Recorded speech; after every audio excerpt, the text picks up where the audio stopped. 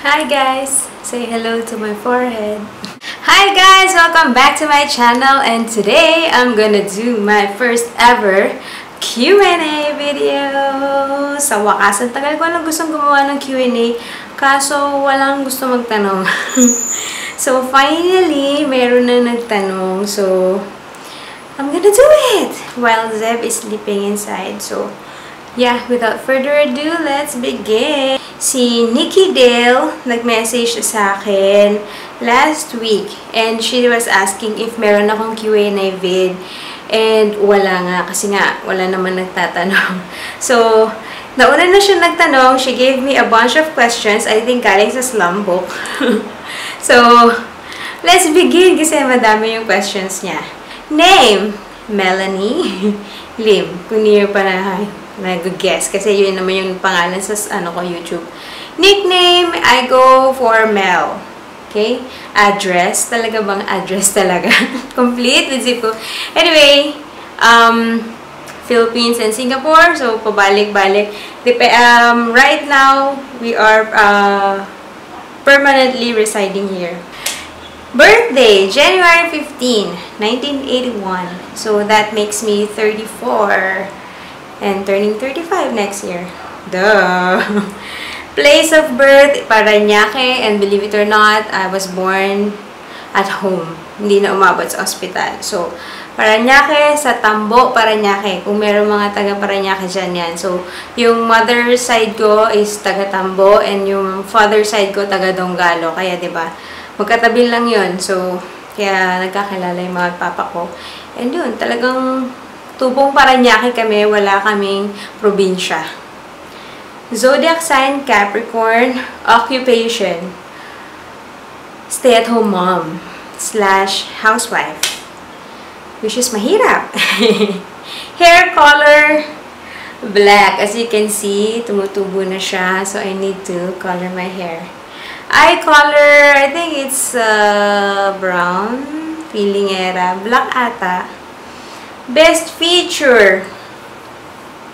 Ano yung best feature? Naku, hirap sagutin ito. Kayo magsabi. Wala akong makitang best feature. Hindi ako matangkad. Hindi naman magandang eyes ko. Wala akong kilay. Drawing lang. Hindi naman matangos to. Lips. Carry. Teeth. Hindi ko gusto yung ngipin ko. Anong best feature ko? Wala. Bayan, kawawa naman. Braces? No, I never tried. Although I want to. So, yeah. Wala. Pero I would love to fix the gaps.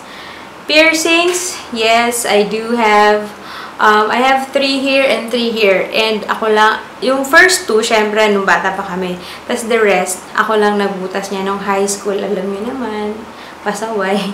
Tattoos? I don't have currently, pero we have been planning to get one. Yung gusto ko magpatattoo ng pangalan ni Zeb. Tsaka yung si baby number 2. So, pag lumabas na, pag we decided na kami sa name, tingnan natin kung kayanin ko. Righty or a lefty? I'm a righty. Favorite film? Nako, mahirap kasi hindi ako magaling magtanda ng mga title. Favorite film? Mahilig ako mag-watch ng movies, pero sa totoo lang, parang pag napanood ko, after 1 week, nakalimutan ko na yung story.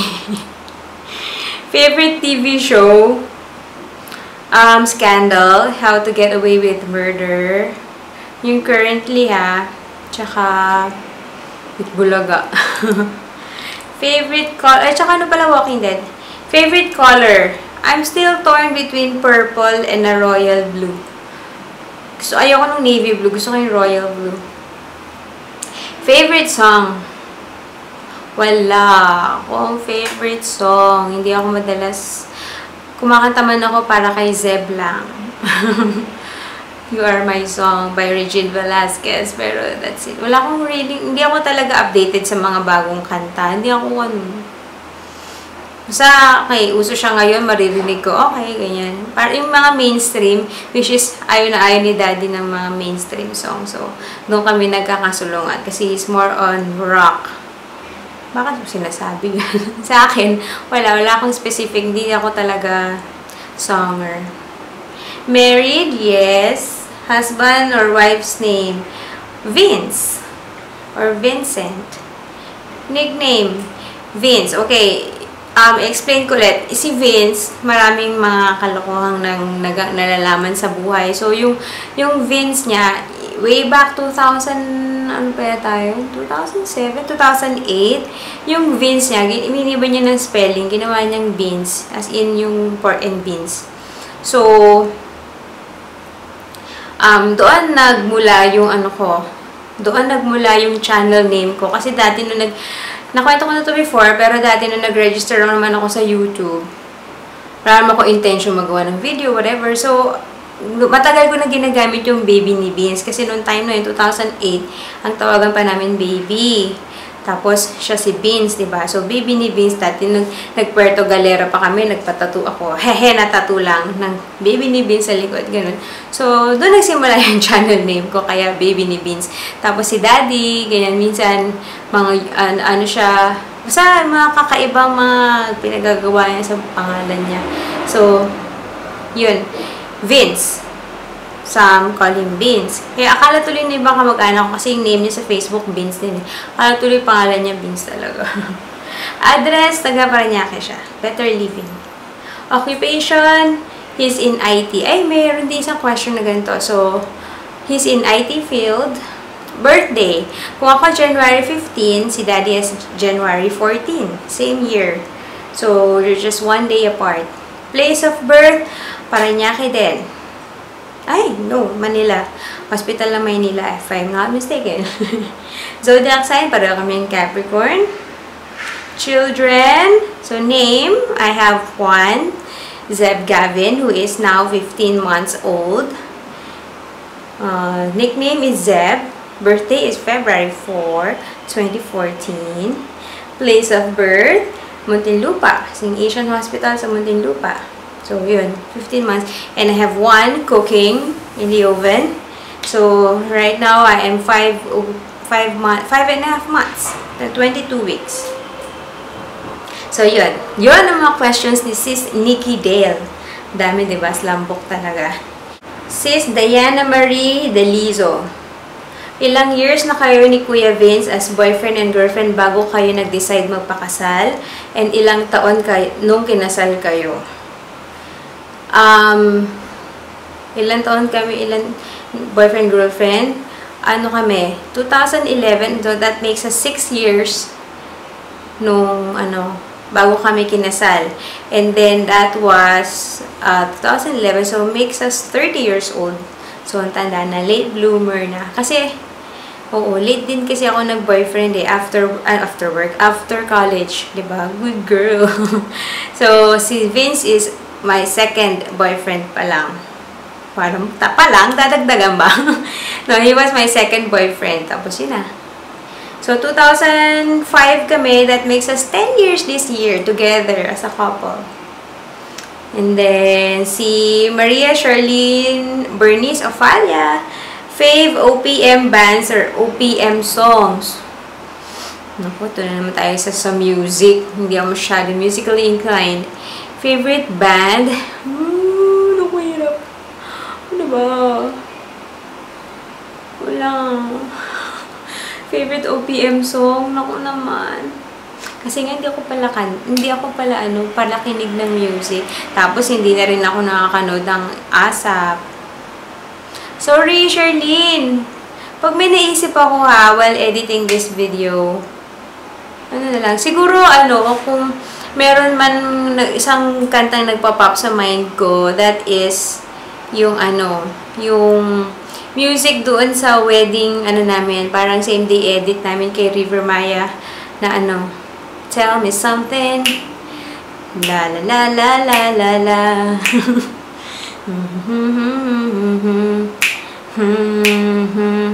Ano title nun? Tell me something when you sing and when you laugh. Photograph my heart waiting on the ground. Okay, lalagay ko yung title pag naalala ko. Lalagay ko na rin yung link ng namin kasi in-upload ko rin yun sa YouTube yung tawag dyan, yung same day edit ng kasal namin dito sa Singapore. What else? Kay Sis Weng Lezay. Ilang kids ang plano nyo ng husband mo? Actually, kung ako tatangin before, sabi ko 1 is enough for me. And then, this baby came along, so 2 is enough for me. Ayoko na, stop na kami sa 2. Kahit si daddy, actually, stop na sa 2. Kasi, di ba in-announce ko na, we're gonna have another boy, and ang dami nagsasabi, tuwing nalalaman ng ibang tao, sabihin, isa pa, girl, parang, ang dali magpalaki ng bata, no? Ang dali magpaaral, no? So, kung gusto nyo, kung may gustong gumawa kami ng girl, gumawa hanggang sa maka-girl, kayo magpaaral sa mga susunod. Diba? Hindi naman ganun kadali bumuhay ng tao, diba? So, tama na kami sa 2. We're contented. Okay, next. Ito galing kay Erickson Cachapero or si Yims TV.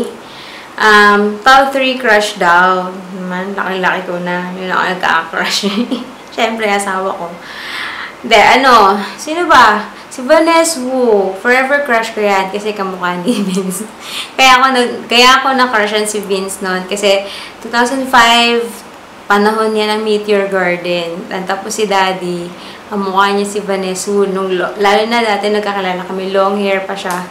Mukha niya si Vanessa. So, yan. Number 1. Number 2, sino ba?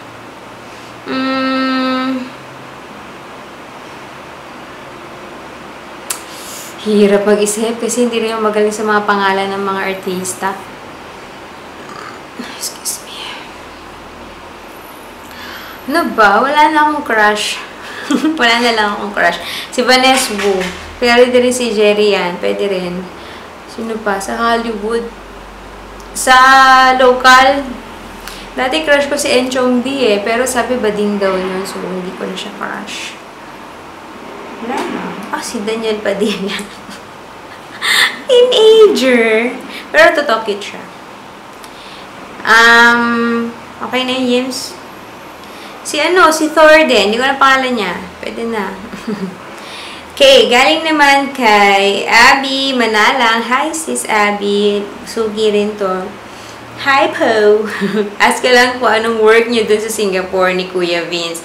Ayan, si Abby pala yung nagtanong. So, as I've mentioned, si Vince ay nasa IT field. Ako, before, I was in retail. 4 years ako nasa retail business or retail industry. And ayoko na bumalik kasi nakapagod. Pero in the Philippines, I was in call center. 8 years naman ako sa call center. Pagdating ko dito, ang hirap humanap ng call center job. Ewan ko, nahirapan ako. And then, parang nagkaroon ng opportunity, ginrab ko na lang. Kasi parang ayoko naman masayang yung pinunta ko. Nag-take risk lang ako nang napunta ako dito. Okay, brief background or story kung merong interesado. Okay, when I came here, 2009, that was like a spur-of-the-moment decision. Nag-work ako sa isang call center. I have the assistant manager position. And then, hindi ko nagustuhan yung mga katrabaho ko. Tapos, kasi bagong lipat lang ako sa bagong company noon. I came from 7 years working in PLDT. And then, lumipat ako sa another company. And then, which is Malaysian-owned. Tapos, nalipat ako, hindi ko masyadong nagustuhan yung work environment and the people. Ano pa lang ako noon, July, August, September, 3 months, umalis na ako, hindi na ako nakatiis. And then sabi ko, mag-Singapore na lang ako. Like, naalala ko pa yung conversation namin ni Vince na sabi ko, ayoko na talaga, sabi ko, mag-Singapore na lang ako. Tapos, meron akong friend, high school friend ko, barkada ko, na taga dito. And tinanong ko kung okay lang, nung time na yun, tinanong ko kung okay lang makitira ako sa kanila for the meantime, while looking for work, okay lang sa kanya. Pero syempre, hindi yun free, diba? Mag-share ka kahit pa paano. So, ayun, it was a spur of the moment decision. Pumunta ako dito, October, nag-resign ako September, October pumunta ako dito na nakipagsapalaran na I came here as a tourist, which is yung what normally Filipinos do. Kaya medyo mahigpit sa atin sa immigration eh. Pag nalalaman sa Singapore ka, pupunta, lalo mag-isa ka lang, parang obvious na obvious, maghanap ka ng trabaho, no? Ganyan. So anyways, tatanda ko ba, no? Grabe yung mugto ng mata ko. Kaya tatawat ako na dumaan sa immigration kasi baka makita na mugto yung mata ko. Di syempre, mag-iisip na sila, bakit makaiyak to, ganyan. Pero ako lang pumunta eh, hindi kasama si Daddy. And then, November, hindi nakapigil. Si Daddy pumunta, pero just to visit me. 1 week yata siya dito nagstay. And then, December, I was ready to go home. Wala pa rin akong nahanap ng trabaho. Tapos biglang, December 1 nga ba yun? Parang December 1, nung naka-receive na ako ng confirmation na, okay, tanggap ako, blah, blah, blah. Pero kasi kahit tanggap ka na, tanggap ka sa company, pero yung pass, yung parang working visa mo, it would still depend sa government. So, still hanging pa rin ako ng time na yun. And then, nung na-approve na yung working visa ko, then doon na talaga confirm na, I'm gonna stay here, blah, blah, blah.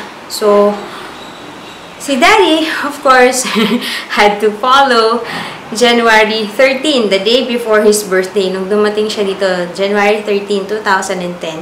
Kasi sabi ko, it's gonna be our first birthday na hindi kayo magkasama just in case. So, ang ingay. So, ayun, January 13, 2010, sumunod siya sa akin dito. And then, nahirapan din maghanap si Daddy ng work. And, nakahanap siya ng work, or yung work niya ngayon, actually, doon pa rin siya nagtatrabaho, doon sa pinaka-first job niya pa rin dito. April naman siya na-hire. So, January, February, March, April, 3. Minabot din siya ng 3 months. So, ayun. Kaya imagine, syempre, yung savings namin, lahat-lahat, talagang nabuhos doon sa paghahanap ng work. So, kaya nung nakahanap ako ng work, nabigyan ako ng work sa retail, although wala akong experience sa retail sa Pinas, and sobrang layo sa isip ko na mapapasok ako sa ganung line of work, tinanggap ko na rin kasi sabi ko, nagsayang na ako ng pagod, ng pera, ng panahon. So, why not just, and tumagal naman ako ng 4 years. Nag-end of contract na lang ako, timing nung, 7 months ako kay Zep. So, umuwi kami ng Pinas, December 2013, and hanggang sa mga anak na ako. Hanggang ngayon, dito ako. Hindi ako nag-work. But si Daddy, doon pa rin sa work niya before. Ang haba, tanong niya lang ano yung work ko eh. And then, last question na ba to? Sa Facebook, sige. Si Celine Aquino, saan nyo po gusto mga anak? And saan nyo po pinaglihi yung baby nyo ngayon? Saan po gusto mga anak? Kung pwede lang dito na, hindi na kami aalis kasi, matrabaho, yung uwi ka pa doon, tapos mag-a-adjust na naman kami, blah, blah, blah. Ang kaso, wala akong, iba pa rin yung mga anak sa Pilipinas na nandun ka sa family, may katulong ka. Kasi kung dito, although balak namin kunin si Yaya, pero wala pa siyang passport, wala pa siyang kahit ano, so mapaprocess pa namin yun pag bumalik kami. Tulungan ko siya mag-process. Kaya kailangan kong bumalik. So, we are planning to go back first week of April. First week of August is the maximum na pwede akong lumipad. So, tawag dito? Ayun. If I have a choice, dito na lang sana para magkakasama siya si Vince. Hindi enough yung leave niya. Alam mo yung ang saglit-saglit lang. Kasi sa Pinas, uwi siya. Saglit lang. Hindi niya makasama ng matagal si baby. Si baby number 2. So, ayun. Kasi in terms of gastos, parang almost the same lang din yung pag nag-check ako sa mga ospital dito, parang pareho lang nung ginastos namin sa Asian. So, sabi ko parang wala naman masyadong changes financially. So, yun. Pero, kailangan kasi kung hindi, hindi ko kayang alagaan yung newborn with Zeb. Baka maloka na ako.